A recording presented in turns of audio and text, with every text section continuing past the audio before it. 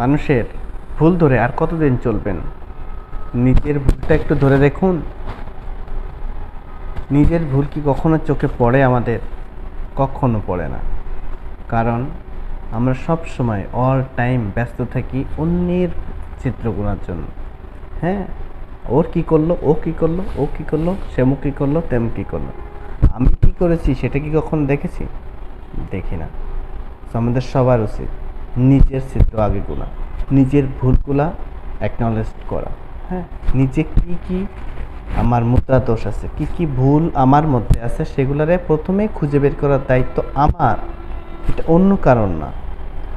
আমি যেমন অন্যের ভুলগুলা গুনতেছি, সেও তেমনিভাবে আমার ভুলগুলা অন্যের কাছে বলে বেড়াচ্ছে।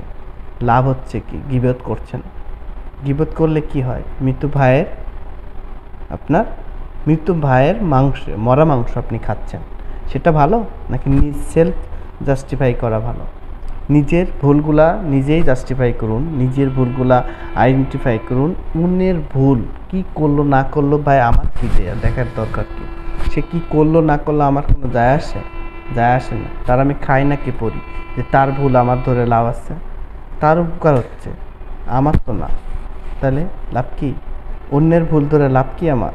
মোট শান্তি দরকার কি ভাই এত শান্তি? হ্যাঁ, নিজের শান্তি খুঁজি, নিজের ভুলগুলা করে নিজে সেলফ ডেভেলপমেন্ট করি। কি ভাই, বুঝছেন আমার কথা? মাথায় গেছে? যদি না যায় আর কিছু বলার নেই আমার। নিজের ডেভেলপ করি, নিজের ভুলগুলা নিজে আইডেন্টিফাই করে নিজের ওটার উপরে কাজ করে সেলফ ডেভেলপমেন্ট করি, তাহলে আপনার উন্নতি হবে, ওদের না। সো নিজের ভুলগুলা নিজেই শুধরান। অন্যের ভুল অন্য কে কী করলো দেখার দরকার নাই। আসসালামু আলাইকুম।